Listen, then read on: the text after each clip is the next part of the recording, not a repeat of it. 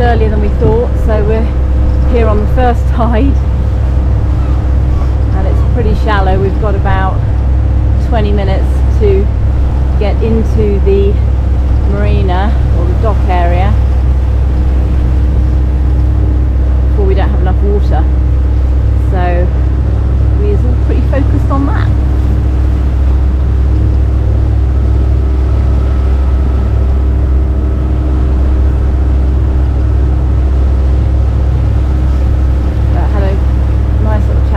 Master on text last night, bless him, he was really awesome, answered us late at night, so yeah, we could get in before 6 and telling us what to do, so that was cool.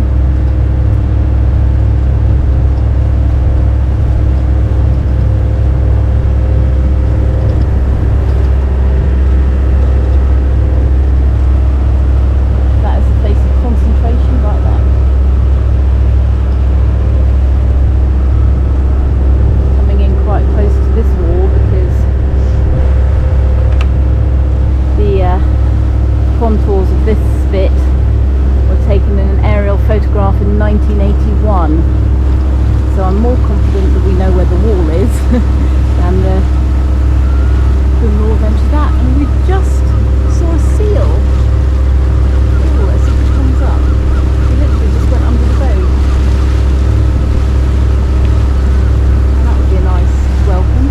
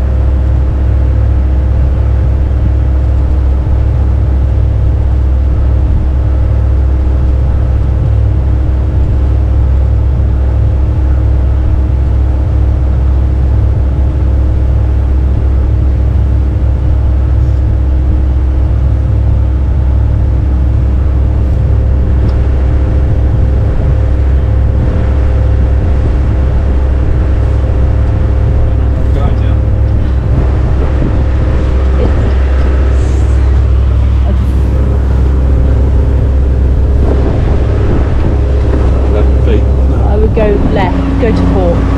There's the starboard mark. But hang on, you're 8.6, so go slow. It's not 100%.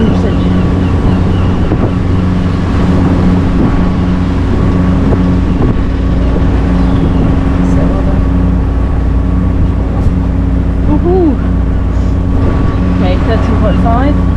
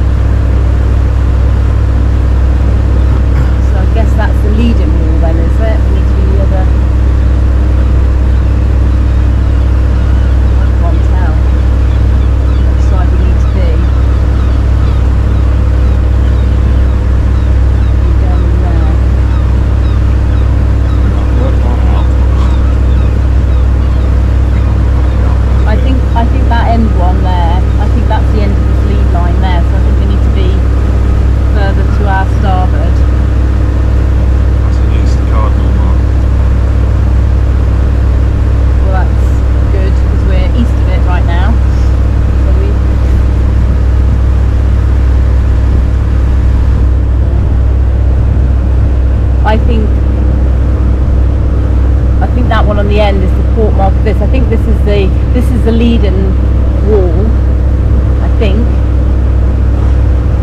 or not, but we'll see when we get there. I might need to just. We've got 14 foot. Yeah.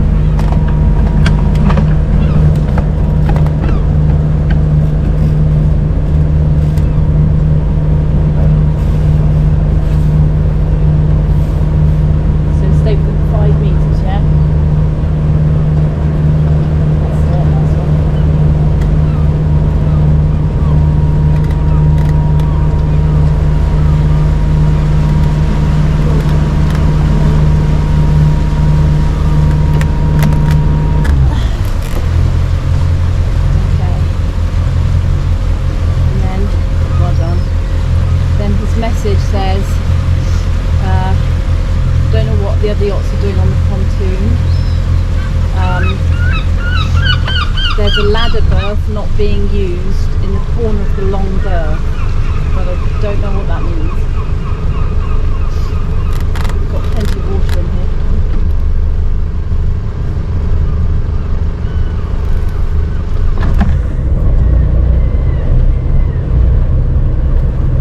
Okay, so what about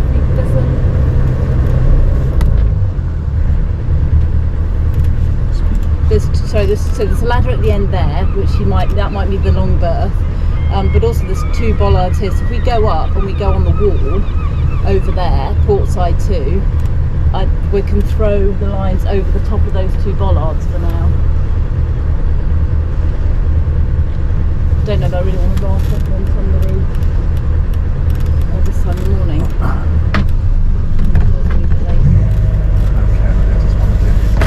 Well, let me do lines, and I will port side 2. I think it might be that one. That's the ladder berth, isn't it? You want to go starboard side 2? Yeah.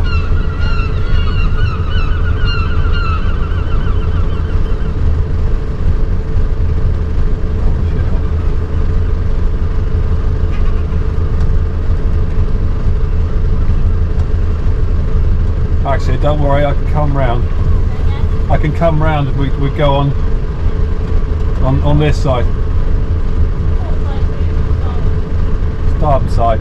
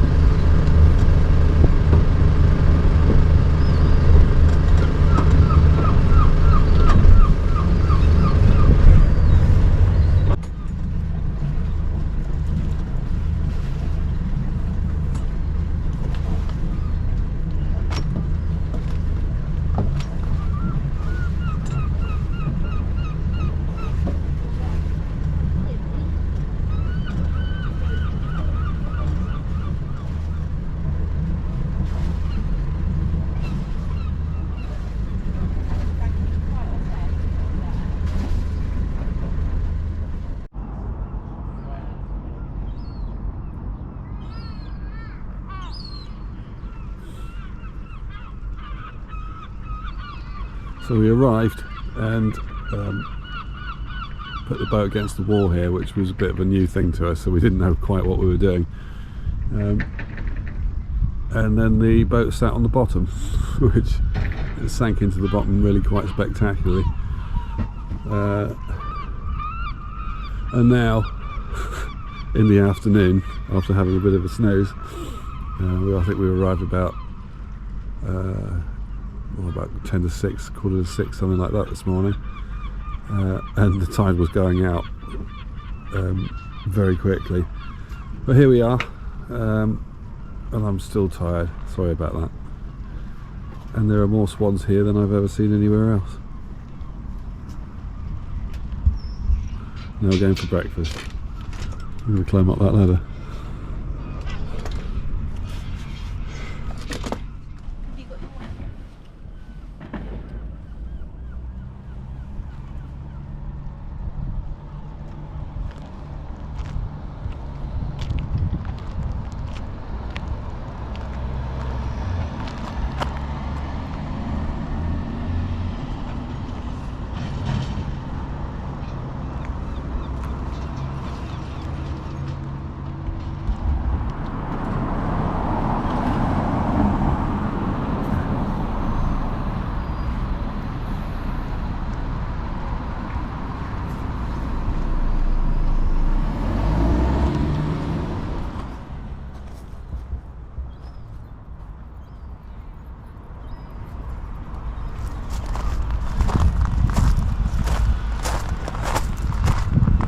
What are they doing out there? Are they harvesting seaweed? Looks like it. Looks like they're harvesting seaweed. Steveweed? Not steveweed. So we're in a cafe in, I nearly said Rickmansworth then. Berwick Upon Tweed. Yeah, Cafe in Rickmansworth is from Hitchhiker's Guide to the Galaxy. And we've just ordered haddock and chips, and it's immense. How much was that? £9. It's huge. So am I doing the first taste test? Yeah. Is it any good? This is the question. Our viewers will want to know when they come here. Fish is good. I like breaded fish anyway. It's good. It's from Eyemouth, which is the kind of first town up in Scotland, which we didn't make because we couldn't get in because we were too deep because of the marina there, or the harbour, but it's a fishing harbour. So I'm giving the fish, it's really tasty. Tip for again. But good. Pretty good. Okay, well I'm not going to sit here talking to you, I'm going to eat it. So we've just had a massive feed, and now we're on a Scooby-Doo adventure because there are footprints. Now when you see footprints on the ground normally, they fade out, don't they? And this just goes on and on. Like, what? Is he seeping paint out of his feet? What the hell have you got on your feet?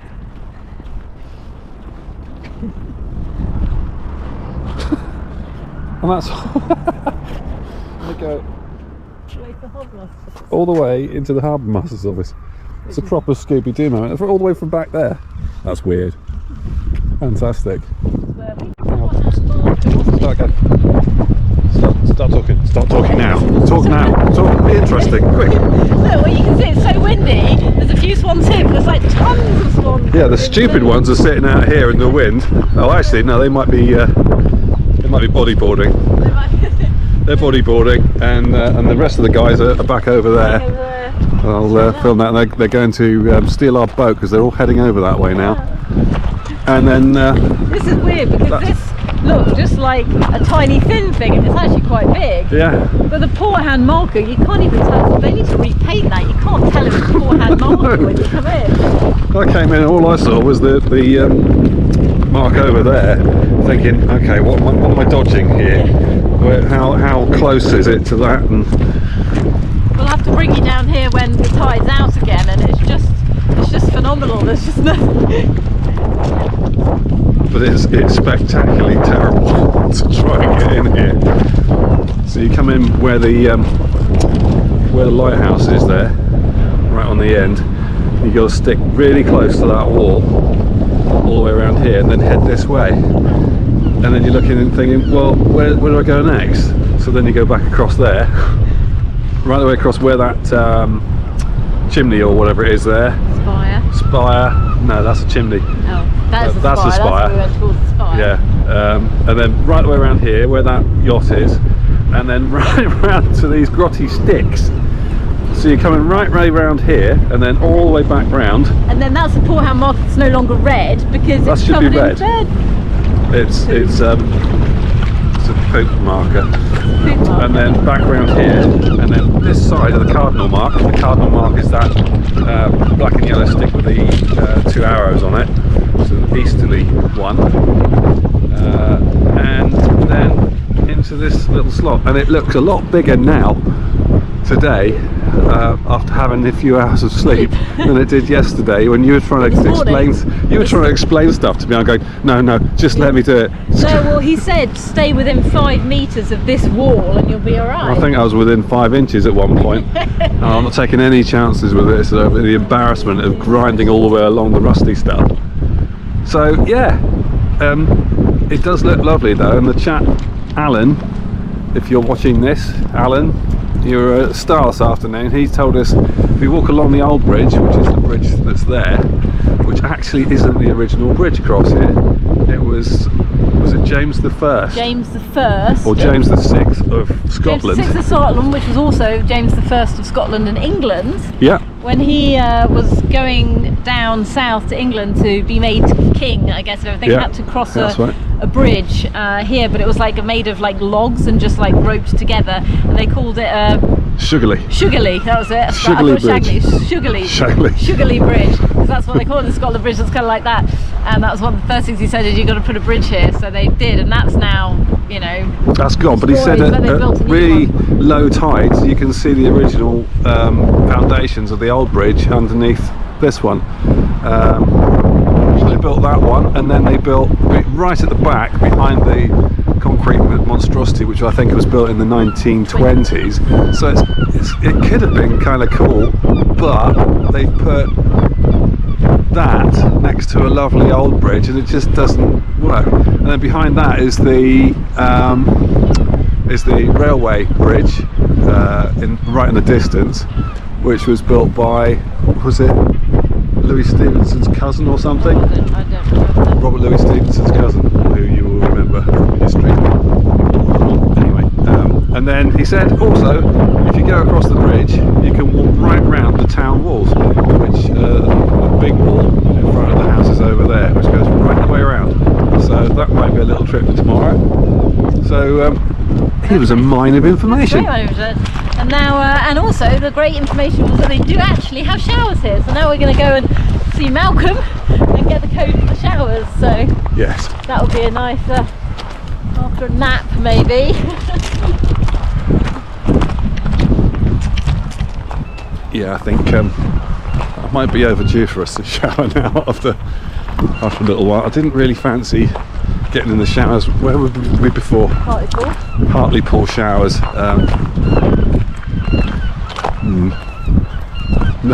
Not somewhere I wanted to take my clothes off, to be honest with you.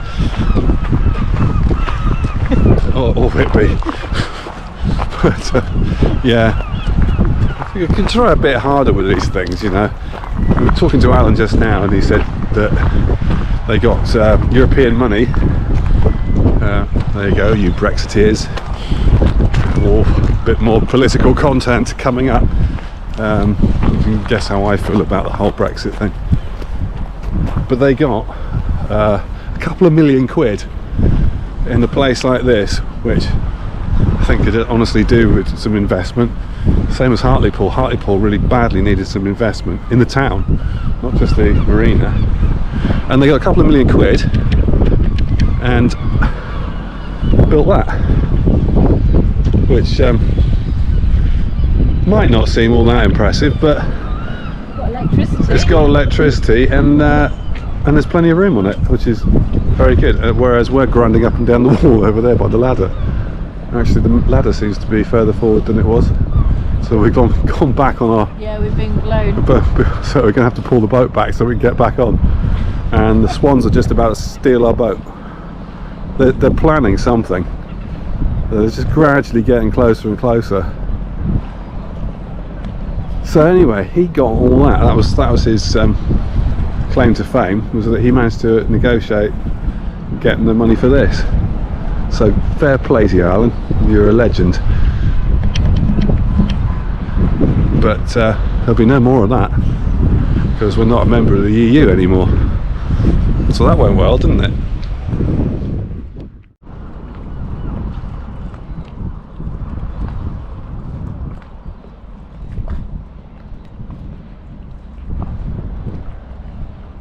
So many swans, and just all in one little harbour. I love that they've come out, and one goose right in the middle. Not much of a disguise. You're not blending in all that well, to be fair.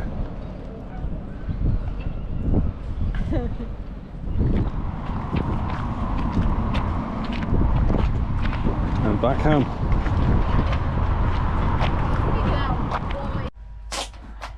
So Ellen went out for takeaway, came back with a king prawn curry for me. That's a king prawn curry for two. The difference here to the West Country, where we come from, or where we live, not where we come from, is huge. The prices are half as much, the portions are twice as big. The value for money is incredible up here, and the people are so lovely as well. So I thoroughly recommend a trip up north if you want to go somewhere different, if you've not been. Anyway, I'm hungry. I'm still hungry. I can't press the buttons. Cut. So this morning, got coffee, banged head, got grumpy. Standard. Had second coffee, not quite so grumpy. Still look a bit grumpy though, don't I?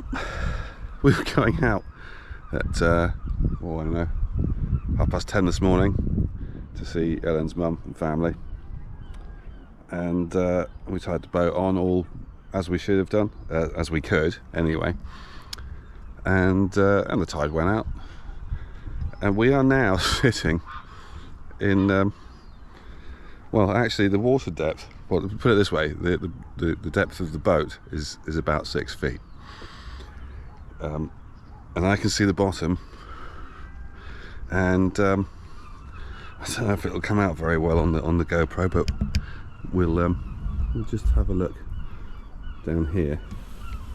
I don't know if you can see into the water,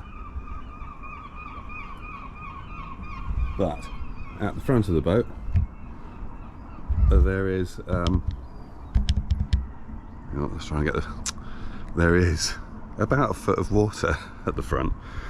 The guy in the harbour office said, yeah, it's a special kind of something or other clay, and you'll just sink into it. We did. You can almost touch the bottom with your hands. If you put yourself on in the water, you could probably reach the bottom at the front, and it's about, I don't know, 2 or 3 foot under the water, back down in the middle of the boat where the keel is. Well, okay, he said you'll not notice because the boat will still move and you'll still feel like you're afloat because it's not very dense.